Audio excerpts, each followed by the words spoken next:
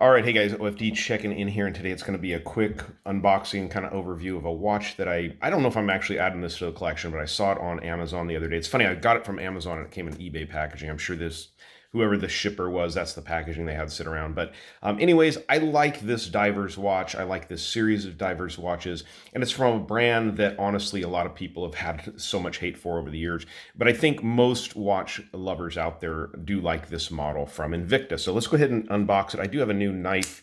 Recently picked this up on a trip. This is the Kershaw Lightyear. I think this is a 1395 model number. Good knife. I'm doing gardening and work around the house. Been using it for that, and of course it's going to be good for unboxing a knife here. Now just be careful because it is a new Kershaw, so it is sharp. It looks like we got double packaging in here, so go ahead and take it easy unboxing this, and also want to make sure there's no personal information in here. Let's get that out of there. We should be able to pull that out. Well, they have it packaged very nicely. They've got it inside of another envelope inside of here, so envelope and an envelope. So here we go. Clean packaging, what you'd expect from Invicta. I always think that at the price point you get these Invictas at, it's kind of incredible how nice the packaging really is. It really is nice packaging. Now, if you guys watch my videos here, let me adjust the camera here for just a second. I've done many videos on Invicta watches. The Pro Diver series in 40 millimeters is a watch that I really like. And a couple of years ago, they brought out these Invicta, what we're calling the 1953, kind of in the Pro Diver series, but with a number of differences. Of course, harkening back to the 1953 original Rolex Submariner. No crown guards on it, just a clean dial, no date. These are running a Seiko NH35 movement in them. But I like this watch. Now, I took it off the bracelet, and just because of the looks of the watch, I thought it looked good on a classic Bond strap. And the watch is a really nice watch. Now, this one, I do need to do a little bit of regulation because it runs about 15 seconds fast a day, which honestly, for my liking, is a little much. And I am thinking about eventually changing out this, what do they call it? The fire-hardened crystal or something. Flame fusion crystal, that's what they call it, for a sapphire crystal. You can see right over here, I've got a little tiny nick in the crystal. And I think when I was doing some weed eating in my yard recently with it, a little piece of sand or something hit that and left a nick in the crystal. No big deal. But anyways, while I was on Amazon the other night, I started looking around and I saw this model, and I've always drawn my eyes to this one, so I decided to pick it up.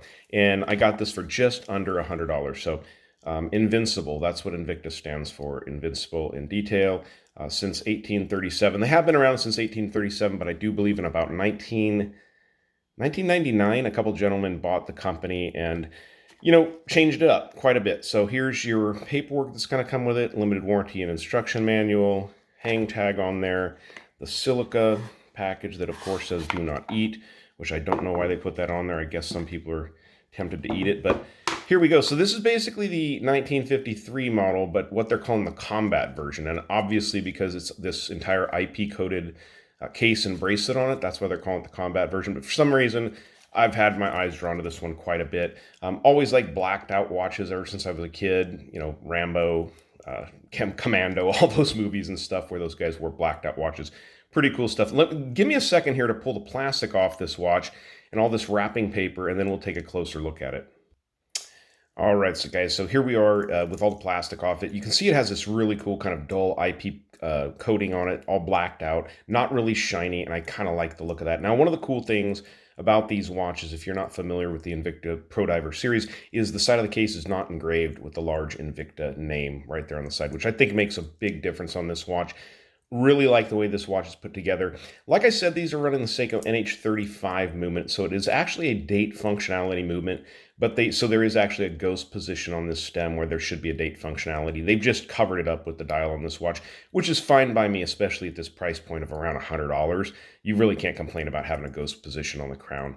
But very nicely put together. The indices, I think, are painted on, but they do have some nice polish around the outside. Clean stick hands on this watch, all in this kind of gilded gold material, which looks very nice. The sweeping second hand on the watch has a nice broad pip out there on the end of it. There is no lume on that second hand, though. Nice lume on the indices as well as the pip on the bezel at the 12 o'clock position. Stick around to the end of the video and we will show a lume shot. The bezel on the watch has really nice action. I remember this with my first one that I have down there. Really clean, crisp action on these bezels and really no backplay whatsoever. I've looked at a lot of Invicta Pro Divers, and it's almost like This 1953 series, in homage to the original Rolex Submariners, I don't know if they made it better, but it is just a very, very well-made watch. The bracelet on the watch is, as you'd expect, a little bit jingly. These are simple push pins, split push pins, and you do have the clean Invicta logo on the buckle assembly there. This is something I don't like, and I know you guys aren't going to like it, is that bright, shiny clasp assembly underneath. I do wish for another 10 bucks, I would have paid $10 to $15 more to have solid machine bars in here that were IP coated the same as the rest of the case on the bracelet. That would have been nice. See-through case back, as usual, displaying that NH35A movement there. You can see that. Decorated rotor, which is nice. I mean, even Seiko doesn't do that in their rotor, so you can't complain. Invicta does a pretty good job about that. Hollow end links, again, on this bracelet.